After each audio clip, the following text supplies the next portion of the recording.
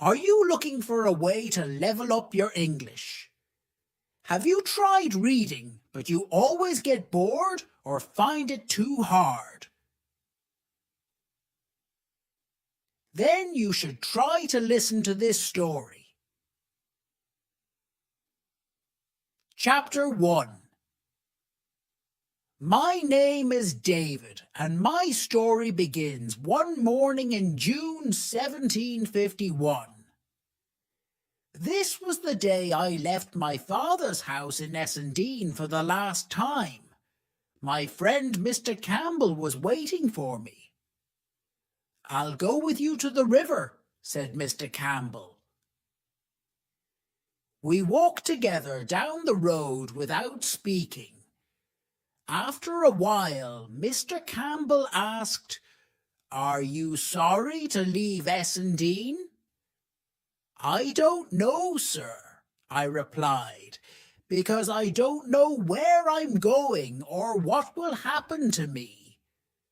I've been very happy in Essendine, but I've never been anywhere else. My mother and father are dead now, and I'm going to find my future." Mr. Campbell told me that my father had given him a letter before he died. He said that it was my inheritance. "Here's the letter," said Mr. Campbell, giving it to me. "Your father told me to give you the letter and send you to the house of Shaws, near Edinburgh. It's where your father came from, and he wants you to return there." The letter was addressed to Mr. Ebenezer Balfour, House of Shaws. Under the address was written, "This letter will be brought by my son David Balfour." I was surprised because I knew nothing about the House of Shaws. I was only 17 years old, and I felt scared about the new part of my life that was about to begin. Mr. Campbell said goodbye. I looked at Essendine for the last time. Then I turned and walked towards Edinburgh and my future. On the morning of the second day, L came to the top of a hill. Below me, I saw the city of Edinburgh and the sea. There were ships on the sea. I saw a group of English soldiers, the redcoats, marching along the road. When I was closer to Edinburgh, I asked people for directions to the House of Shaws. Everyone seemed surprised when I asked about this house. At first I thought it was because I looked very poor. But after a while I thought that there was something strange about the House of Shaws. I began to worry. Before, I imagined a big house with rich relatives. Now it seemed that this was not true. What is waiting for me at the House of Shaws? I thought. There was only one way to find out. I walked on. Soon I saw a large house standing alone in the bottom of the next valley. It was the House of Shaws. It was not how I imagined. The house was very old and in bad condition. There was no gate at the entrance, no path to the front door, and no smoke came from the chimneys. It looked empty. It was dark when I arrived at the house, and there were no lights on. I knocked once on the big wooden door. I waited, but nothing happened. I knocked again. Nothing happened, but I heard someone inside, so I became angry. I started kicking the door and shouting for Mr. David. I heard a sound above me. I looked up, and there was a man with a big gun looking out of the upstairs window. "It's loaded," he said. "I have a letter," I said, "for Mr. Ebenezer Balfour." "Who are you?" the man asked, still holding the gun. "I'm David Balfour," I replied. After a long pause, the man spoke again, but more quietly. "Is your father dead?" he asked. "He must be dead. That's why you're here. I'll let you in." The door opened, and I went into the house.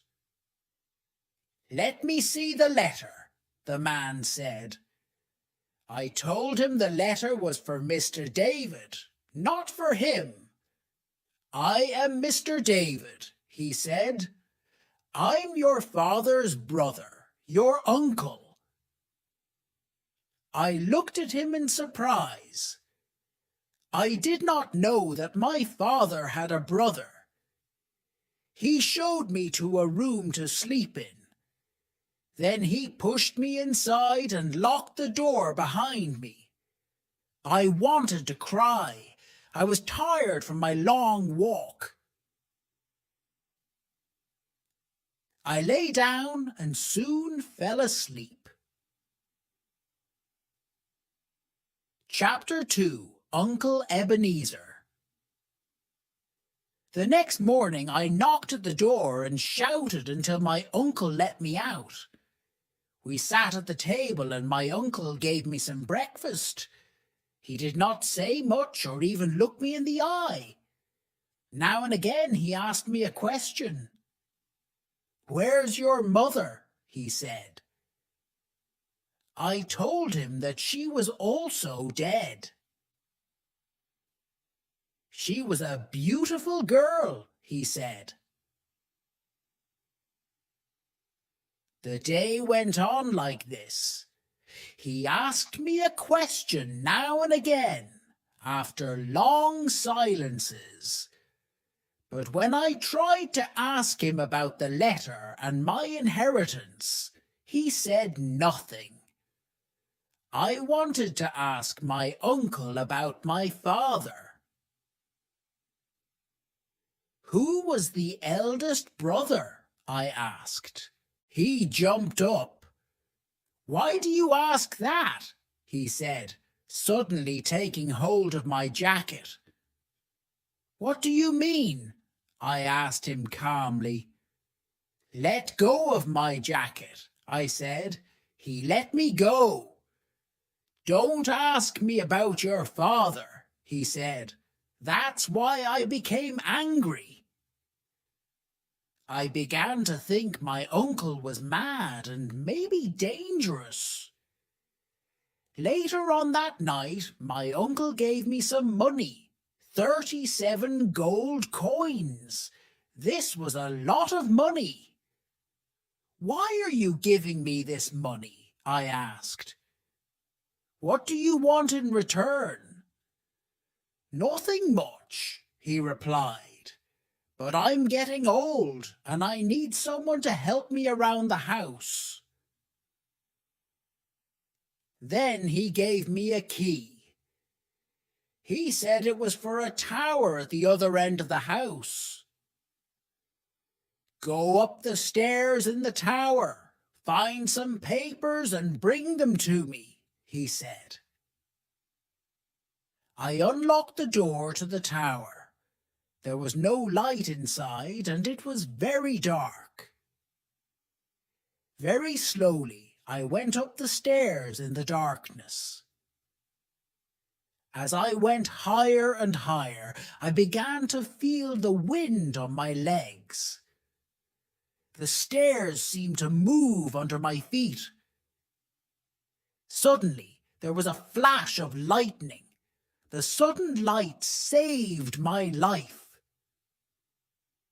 I saw in the flash of light that the stairs were old and falling apart. I was going to fall. Why did my uncle send me here? Was he trying to kill me? I was scared, but also very angry. I carefully climbed back down the stairs, using the flashes of lightning to find my way.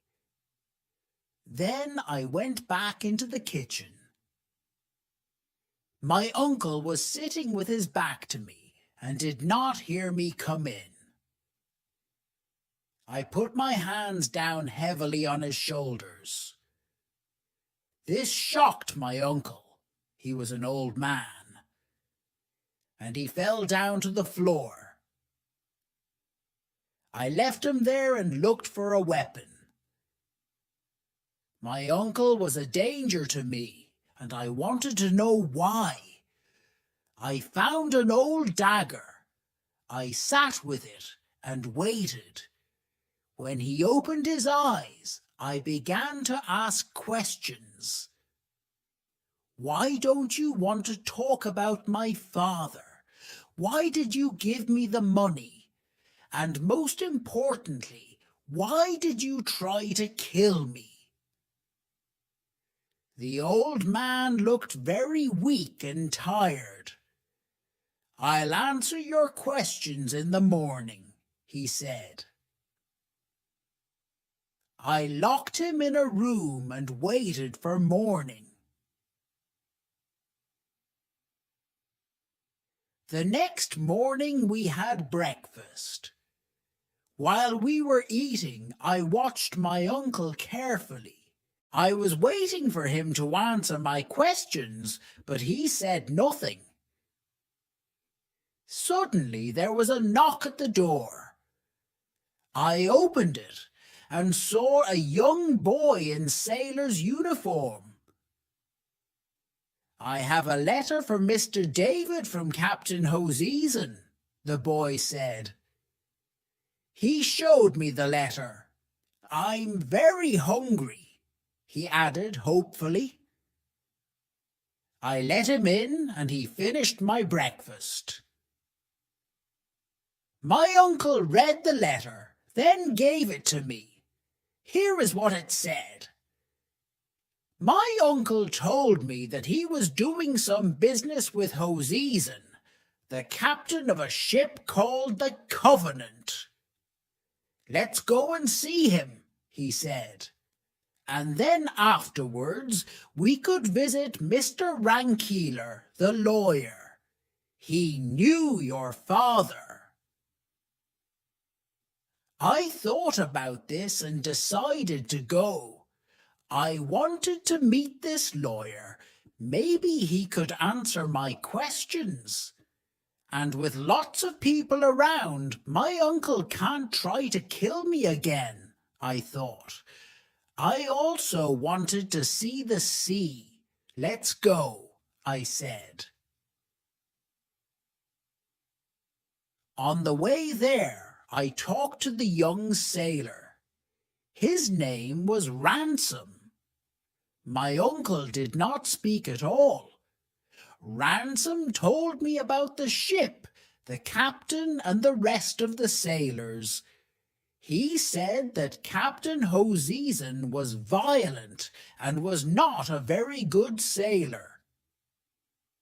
Ransom said that a man called Mr. Schwan really knew how to sail the ship.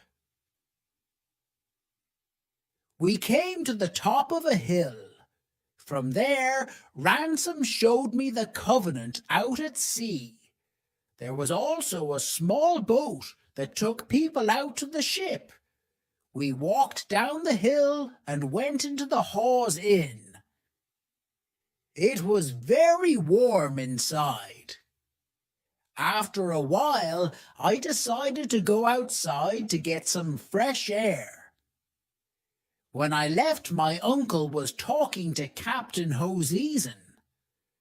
Outside, I talked to the owner of the Hawes Inn, and he told me a very interesting story.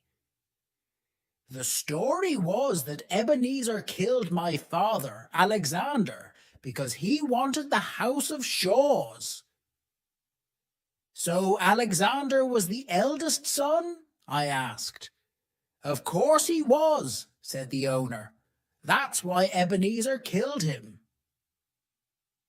So my father was the eldest son. One could not believe my luck.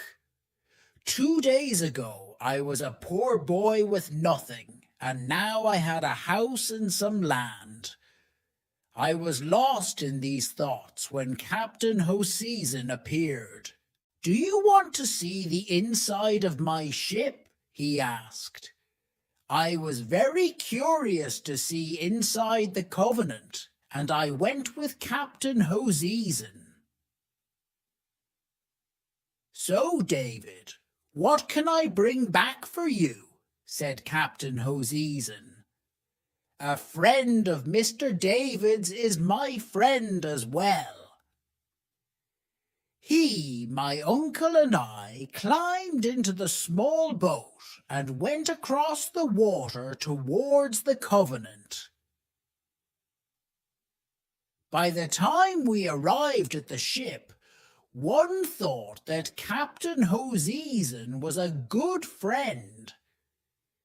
When we were next to it, I was surprised at how big it was. I was not really listening to what the captain was saying.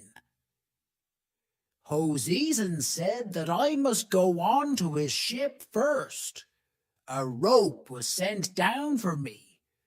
I was pulled into the air and put down on the deck of the larger ship. Then the captain came up. But where's my uncle? One asked suddenly. I ran to the side of the ship. There was the smaller boat with my uncle still in it. He was going back to the land. Help! Come back! I shouted. My uncle turned to look at me. His cruel face was the last thing I saw. Someone's strong hands held me from behind, and I was hit on the head by something hard. Then everything went black. Chapter 3. Kidnapped. When I woke up, it was dark. My hands and feet were tied together with rope, and I was in great pain. I was very confused. I knew that I was somewhere inside the ship. It was going up and down with the movement of the waves. I felt seasick. I fell asleep again, but not long afterwards a small man woke me and held a light up to my face. I was very ill. My head hurt. I did not want to eat, and I had a fever. The small man came back with the captain. You must do something, I heard the man say. He'll die if you leave him in here. Then the man, Mr. Riash, cut the ropes and carried me upstairs. He put me at the front of the ship with the rest of the crew. Then everything went black again. I stayed here for many days and slowly got better. Ransom told me that the ship was going to America. At this time, white men were still sold as slaves in America. I was certain that this was my uncle's plan for me. he paid Captain Hoseason to sell me as a slave in America. Ransom then told me about the other men. Mr. Ryach was a good man, except when he was sober. Mr. Schwan, the man that really knew how to sail the ship, was only dangerous when he was drunk. He often hit Ransom when he was drunk. One night, when Mr. Schwan was drunk, he killed Ransom. Captain Hoseason told me I had to do Ransom's job. I now had to stay in a different part of the ship with Mr. Schwan. In this part of the ship they kept all the food, drink, and weapons. Later on, we all sat at a table. There was a bottle of brandy in front of Mr. Schwan. He put out his hand to take the bottle, but Mr. Ryach stopped him. "You've already killed a boy because you were drunk," he cried. "Now stop!" And he threw the bottle of brandy into the sea. Mr. Schwan jumped up. He looked like he was going to kill for the second time that night, but Captain Hoseason stopped him. "Enough," he said. "Do you know what you've done?" he asked Schwan. "You've murdered Ransom." Mr. Schwan seemed to understand. He sat down, covering his face with his hands. "Well, he gave me food on a dirty plate," he said quietly. The captain led Schwan to his bed. "Go to sleep," he said. Mr. Schwan lay down on the bed and started to cry.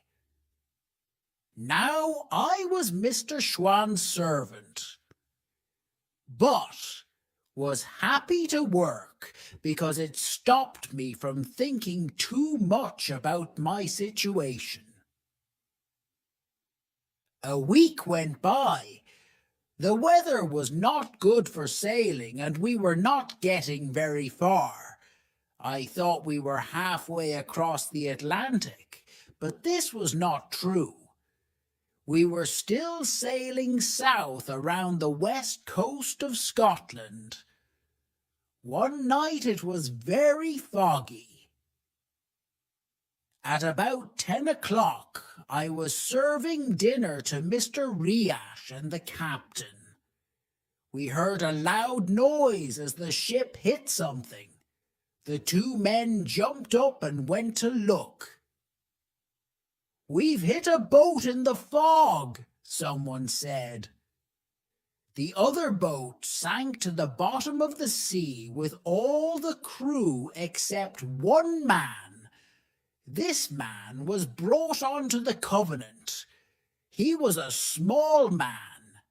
He wore good quality clothes, and he had 2 guns and a sword. He and the captain looked at each other. The man told us that his name was Alan Breck Stewart. He was from Scotland, a Jacobite. He fought against the English a few years before. The English won, but their soldiers, the redcoats, were still looking for Jacobite fighters.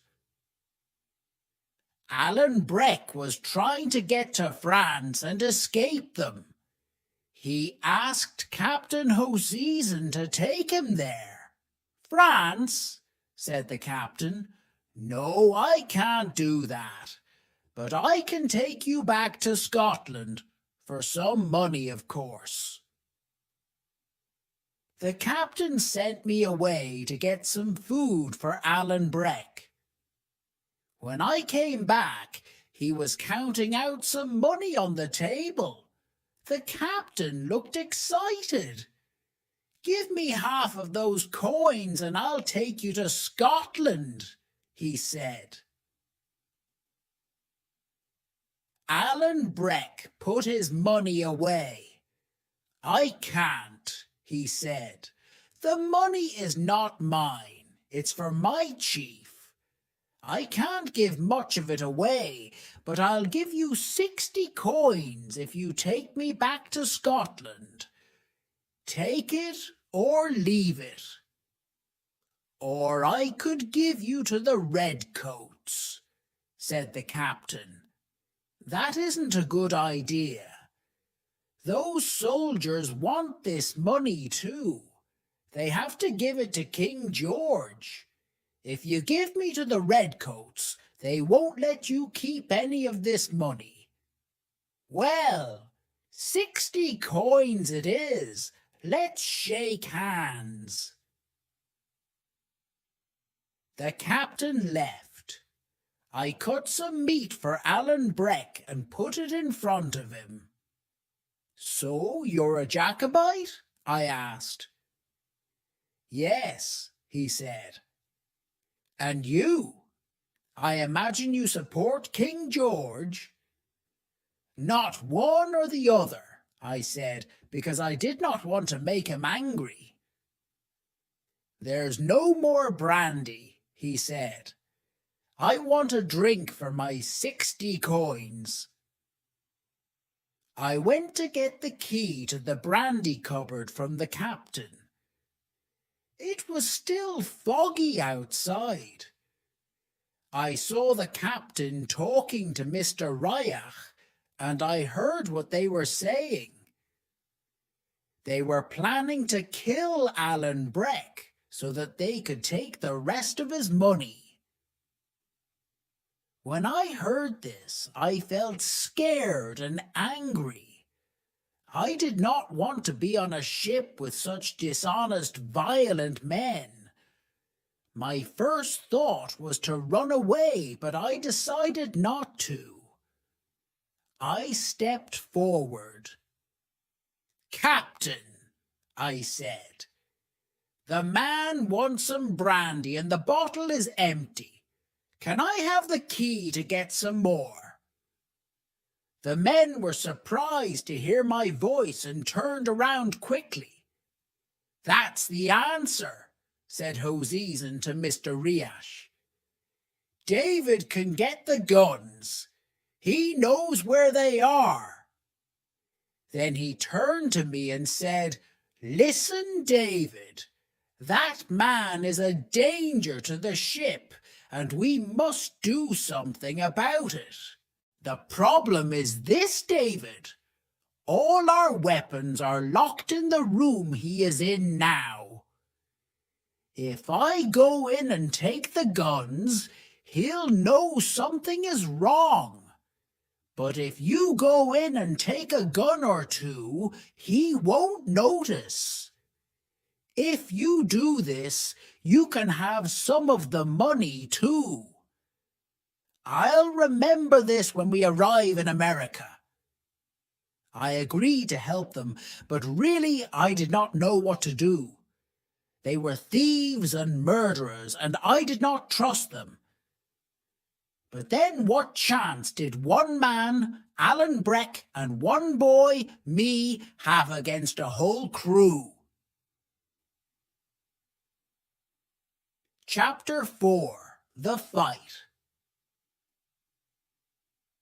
I walked back into the room where Alan was eating, and I made a decision. Do you want to be killed? I asked him. He jumped up quickly. They've murdered a boy already, and now they want to kill you, I said. Will you help me? He asked. I will, I said.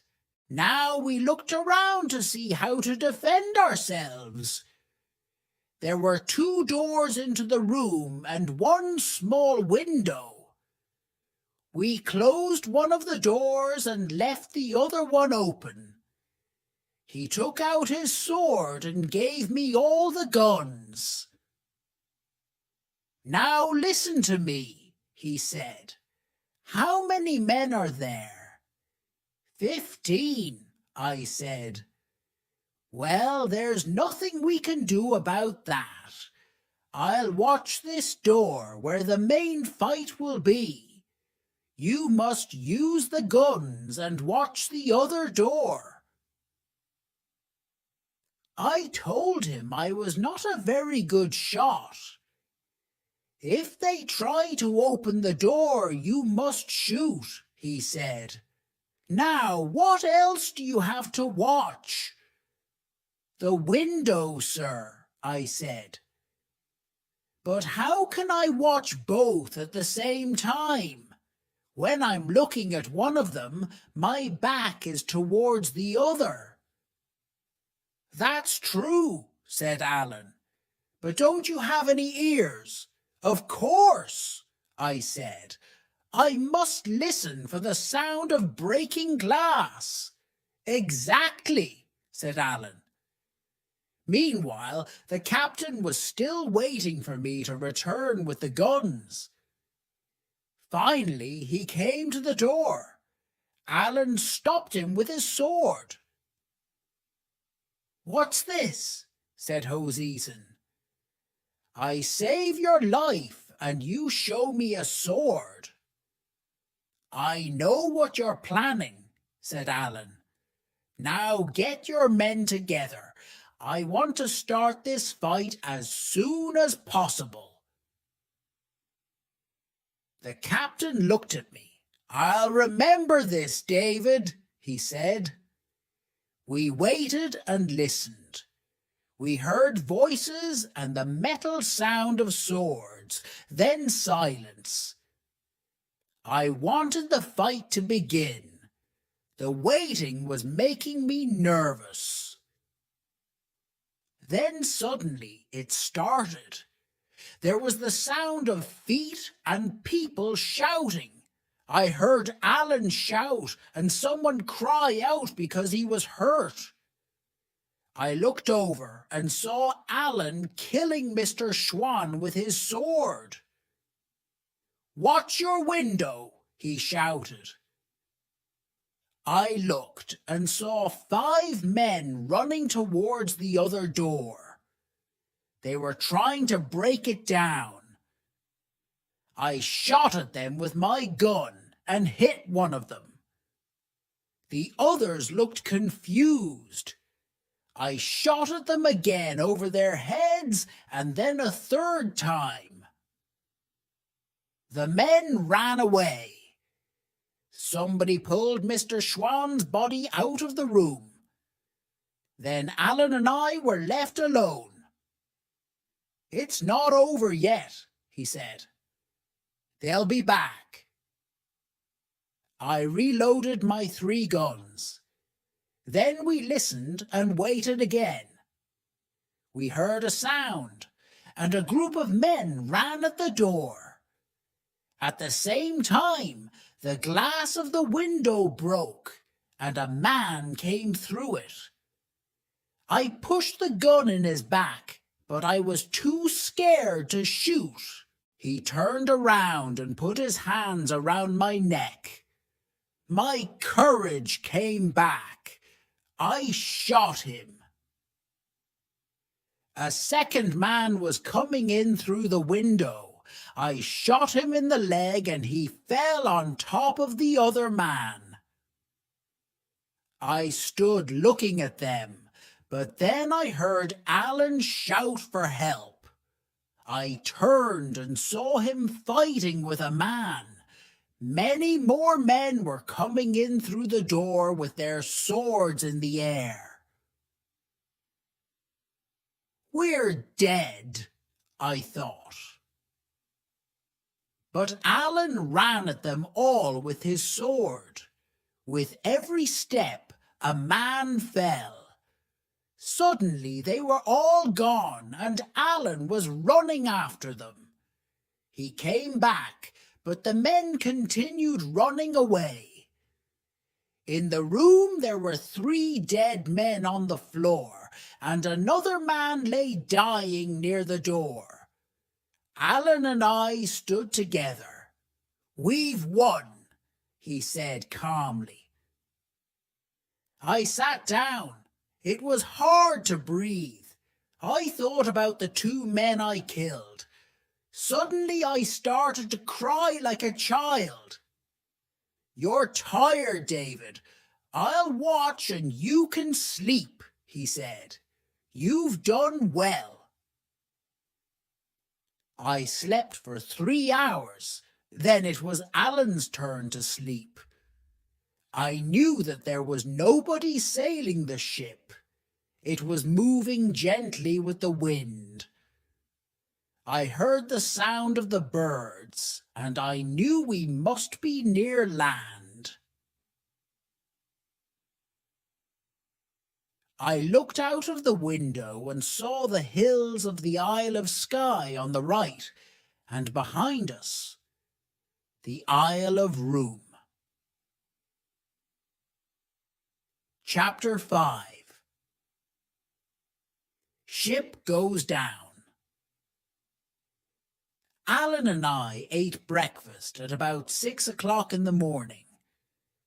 I did not feel very hungry. The floor was still covered in broken glass and a lot of blood. But in other ways, our situation was good. All the food and drink was in our room. Mr. Riach and the captain were in the other room further along the ship. Alan cut one of the silver buttons from his coat and gave it to me as a gift. My father gave them to me, he said. Take one to remind you of last night. Anywhere you go and show that button, my friends will help you. Not long after, Mr. Riach and the captain came to talk to us. They looked very tired. You've destroyed my ship, said the captain. There aren't any men to sail it. We'll have to go back to Glasgow. But this coast is very dangerous for ships. You've killed the only man who knew how to sail it. I've often sailed up and down this coast, said Alan. I'll still give you 60 coins if you take me to Loch Linha. The captain agreed to this. They also agreed to exchange some brandy for 2 buckets of water.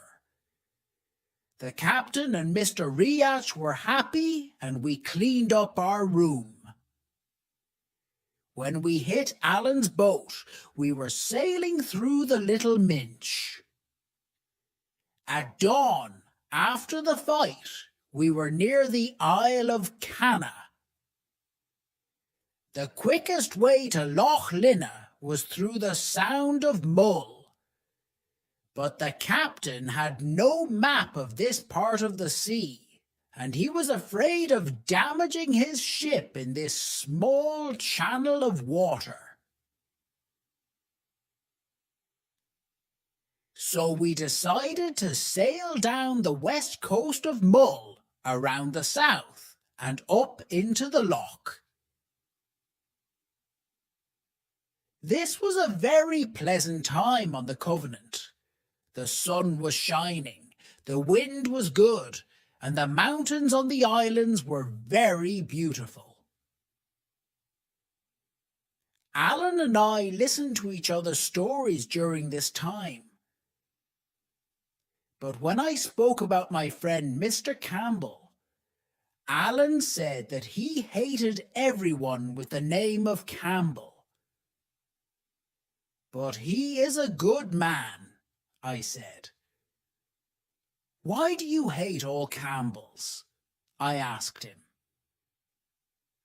Alan told me that the Campbells had killed people from his family, the Stuarts. They then took their land from them too. Alan then had to join the English army to make some money. I was very surprised at this because Alan's Scottish family history was so important to him. But then I deserted, he said. And now, if the redcoats find me, they'll kill me.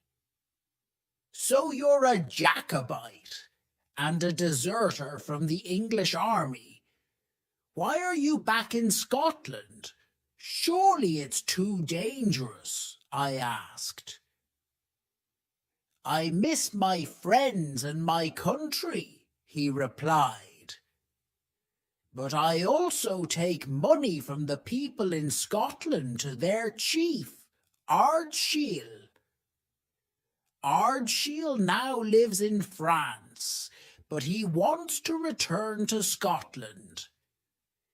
He wants to win back his land for his followers. Ardshiel's half-brother James gets the money from the people, and I take it to Ardshiel in France. So the Highlanders pay twice to use their land, I asked. Once to King George of England, and once to Ardshiel? That's right, said Alan. When the Highlanders lost to the English at Culloden, Ardshiel had to run away and hide. The English took away all his power and his land. They also took away the weapons from the Highlanders. A Campbell called the Red Fox works for King George. He gives the king the rent from Ardshiel's land. But the people still love their chief and continue to give him money. The English can't stop that. But when the Red Fox heard about the money they were paying to Ardshiel, he became angry. And then what happened? I asked. Well, David, he said, the Red Fox wants Ardshiel to die. So he made all the Stuarts leave their homes.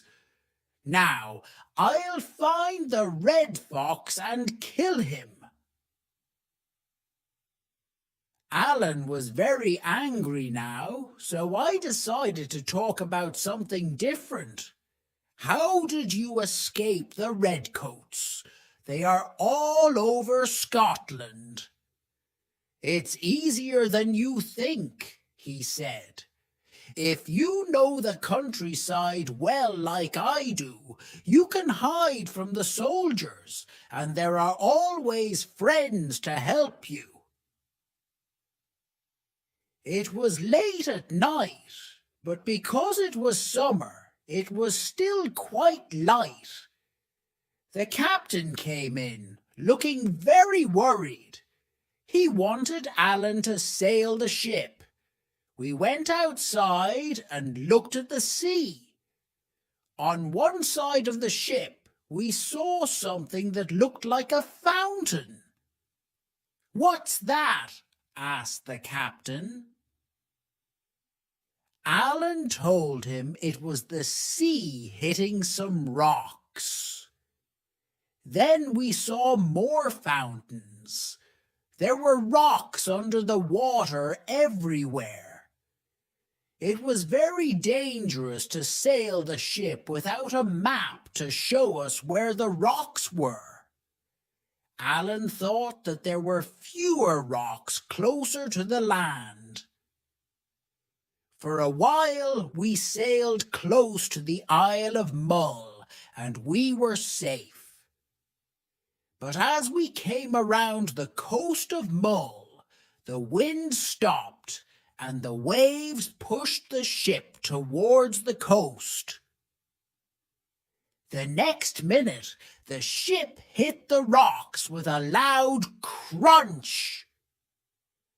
We all fell down on the deck. The waves grew bigger, and the ship was thrown onto the rocks again and again. Some of the men were trying to put a small boat into the sea.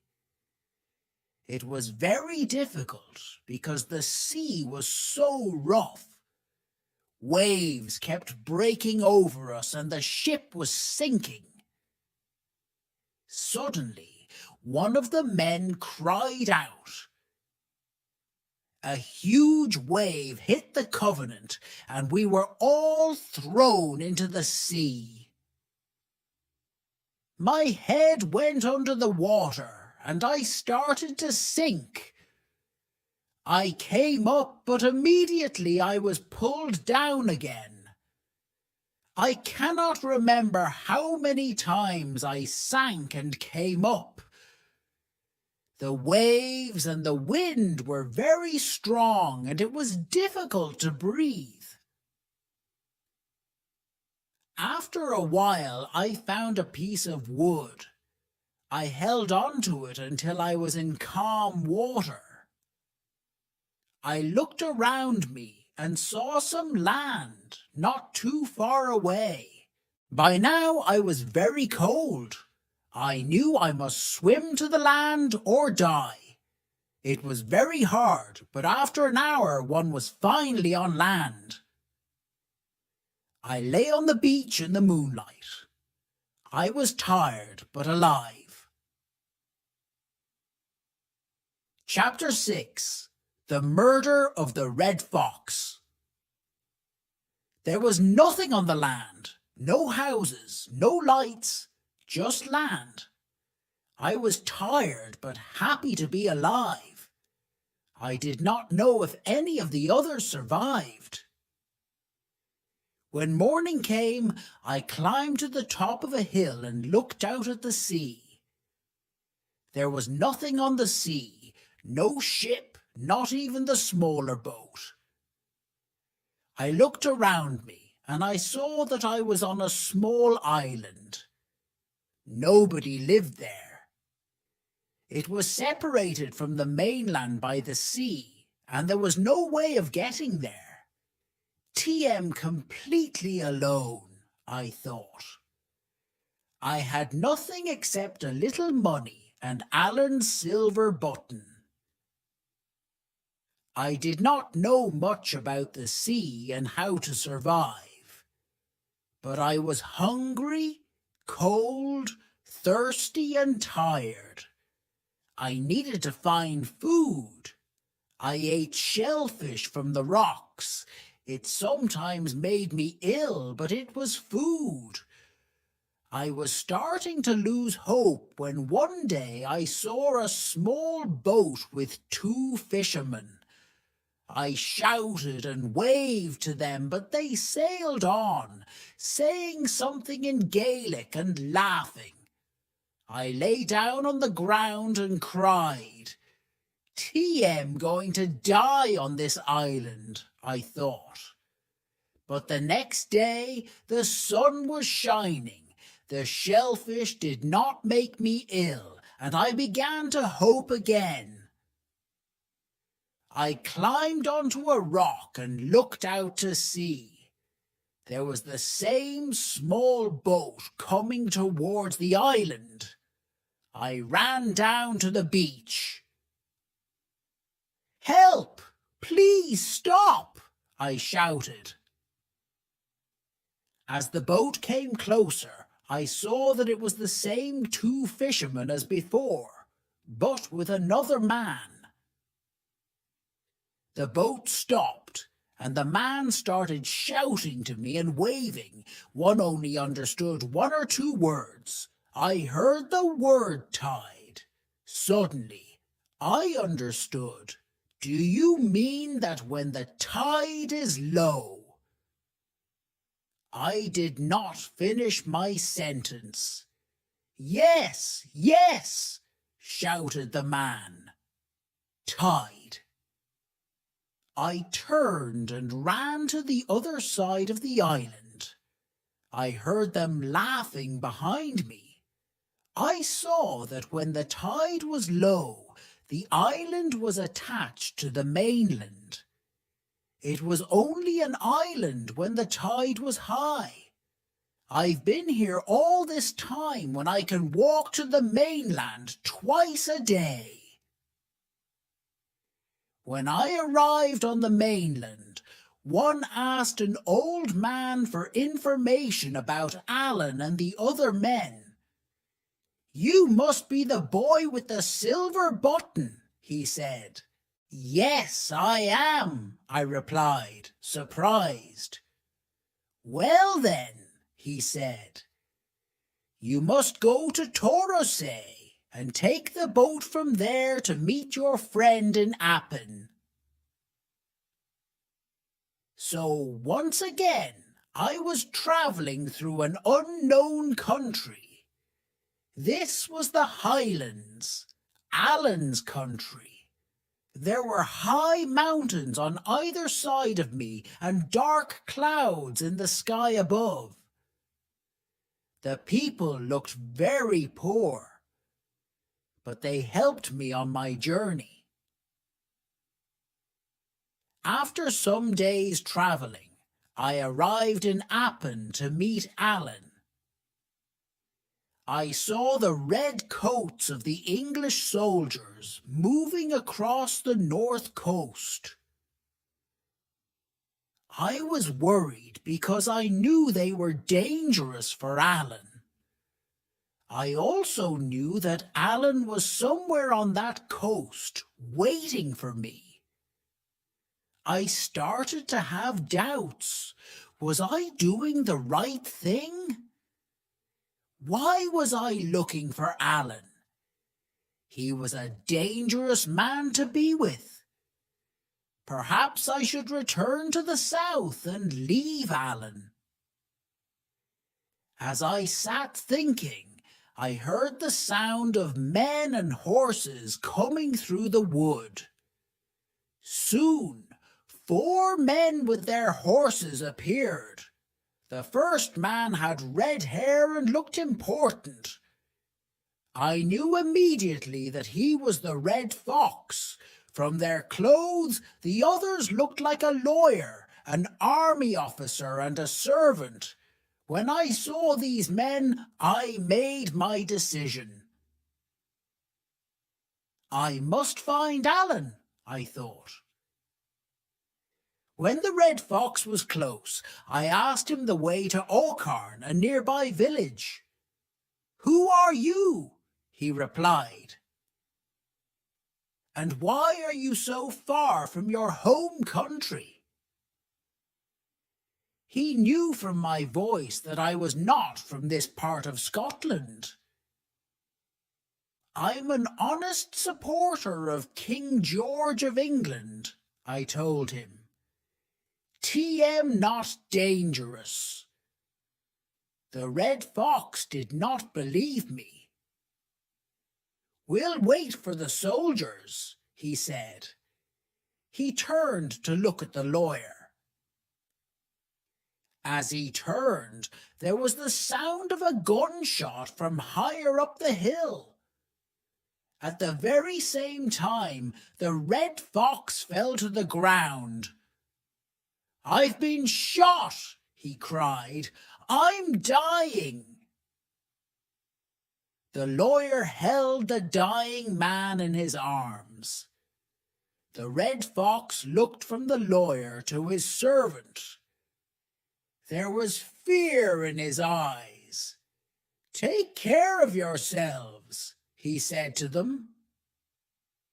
He sighed, then his head fell forward. He was dead. The lawyer put him down on the road. This woke me from my shock. "The murderer! The murderer!" I cried, and began to climb the hill. After a few minutes I saw the murderer moving away, not far in front of me. He was a big man with a black coat and a large gun. "I can see him," I shouted. The murderer began to run. I looked back down the hill. The soldiers were there now, and the lawyer and the officer were telling me to go back. "No!" I shouted. "You come up here!" "I'll give you £10 if you catch that boy," shouted the lawyer. He's working with the murderer. He stopped us and started talking while the murderer killed the red fox. Chapter 7. The Long Journey Home. I was confused. Things were changing so quickly, I did not know what to think. The soldiers began to climb the hill after me. "Come in here among these trees," said a voice nearby.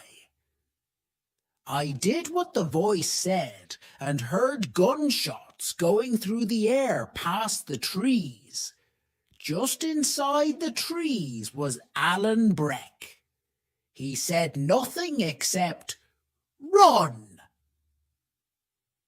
He started running across the mountain, and I followed him.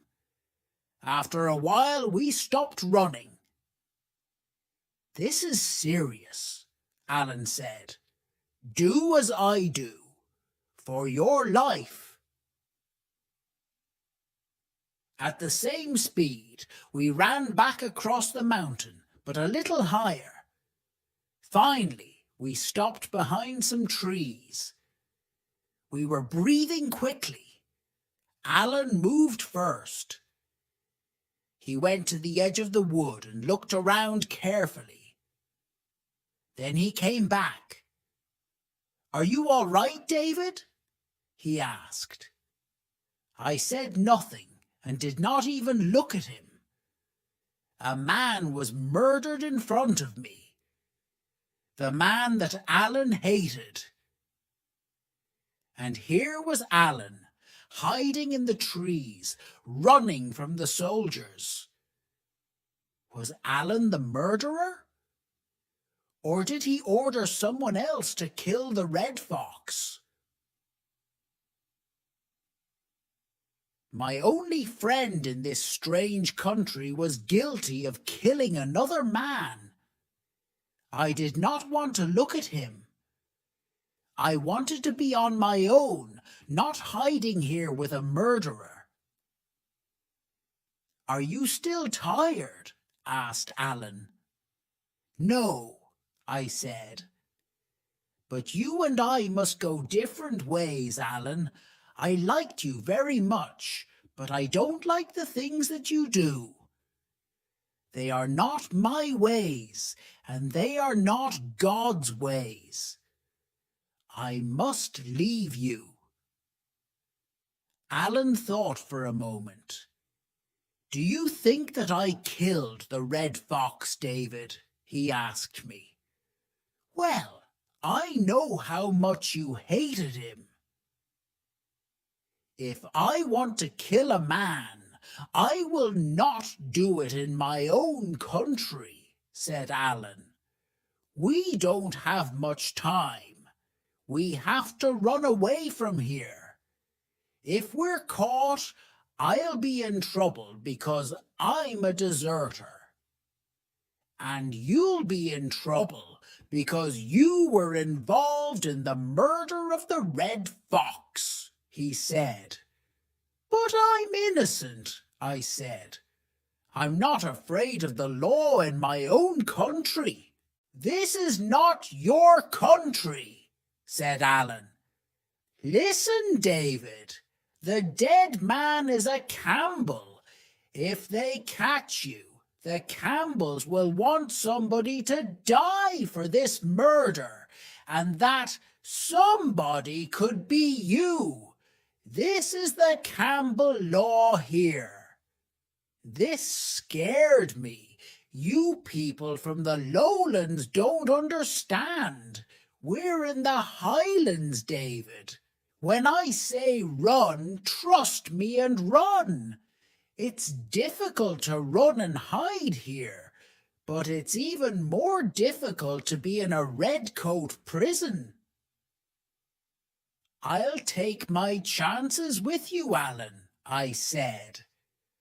"It'll be hard," warned Alan, "but your only other choice is death." We shook hands. Now let's see where the redcoats are now, he said. We started walking. Night came. It was a cloudy night, so it was very dark. Sometimes we walked, sometimes we ran. We travelled on and on until I was tired and weak. At dawn we stopped. Alan found a safe place high up between two rocks. I slept. I was woken by Alan's hand over my mouth. "Shh," he said. "You were making too much noise in your sleep." "Well, what's wrong?" I asked. He went to the edge of the rock and called me over. "Look," he said quietly. It was now the middle of the day and very hot. From the rock we looked down into a valley. A river ran through it. About half a mile up the river were a group of redcoats. I looked around. There were more redcoats everywhere I looked. "I was afraid of this, David," said Alan. "They began to arrive about 2 hours ago, but you were asleep. If they stay down in the valley, we'll be all right. But if they come up here, they'll see us. We'll stay here until it gets dark, and then we'll try to get past them." All that day, we lay in the hot sun. But we had no water, so finally, Alan decided we had to move. We jumped down from the rock and waited in the shade. The sun also made the soldiers tired. Many were sleeping. We started to leave the rocks. We moved slowly, but by the evening we were some distance away from the redcoats. Later on, we found some fresh water and washed and drank from it. We felt safe and decided to stop and eat. And so we travelled like this for several days, always looking out for redcoats, always moving south. I wanted to get to Edinburgh, and Alan needed to get to France. We became very tired and hungry.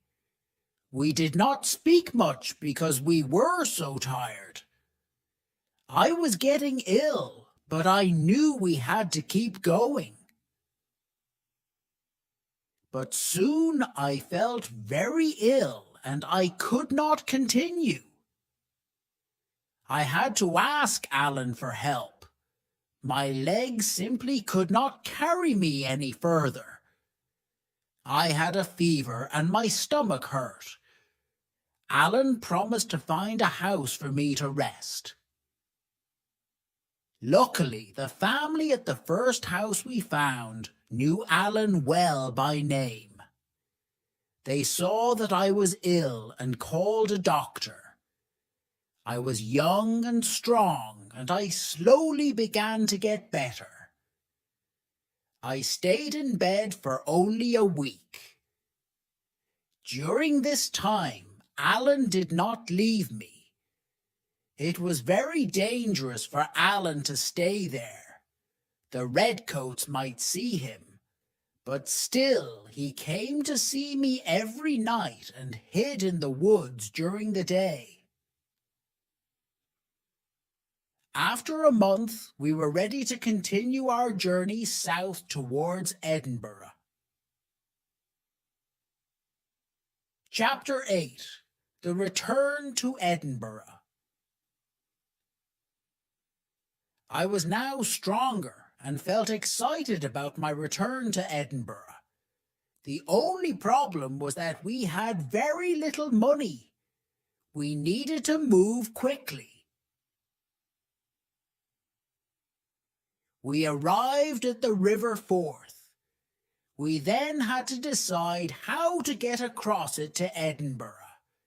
There were still a lot of soldiers there to get past. Luckily, Alan found a boat to take us across the water to Queensferry near Edinburgh. Morning came, and now I had to find Mr. Rankeeler, the lawyer. I needed to speak to him about my father and my inheritance. I also wanted to tell him about my Uncle Ebenezer's plan to kidnap me on the Covenant and send me to America. Alan was going to wait until sunset to meet with me again. If everything goes well with Mr. Rankeeler, I can give you the money to help you get to France, I told Alan. Soon I was in Queensferry, looking for Mr. Rankeeler's house. Only now I began to have doubts. Will I find the house? Will Mr. Rankeeler believe me? Perhaps he won't want to help me. What will I do then? I walked up and down and finally stopped in front of a very nice house. The door opened and a man came out. "Can you tell me which house is Mr. Rankeeler's?" I asked. "Well," said the man, "it's the house I've just come out of. I am Mr. Rankeeler." "Well, sir," I said, "can I speak with you?" "But I don't know your name or your face," said Mr. Rankeeler. "Who are you?" "My name is David Balfour, sir," I said. "David Balfour," he said, sounding surprised. We went inside the house. "How can I help you?" he asked. "I am the son of Alexander Balfour. Mr. Ebenezer Balfour is my uncle. I believe that the house of Shaws is my inheritance," I said. And so we talked. He told me about events in Edinburgh and all the lies that my uncle told about me. I told him everything that happened to me. When I said Alan's name, he stopped me. "It's probably a good idea to call your friend Mr. Thompson. It's for his own safety," he added. Mr. Rankeeler gave me some clean clothes. Then we talked again. He told me the story of my father and Uncle Ebenezer. The two brothers fell in love with the same woman. After a lot of fighting, the lady rejected both of them. After more arguing, they made a decision.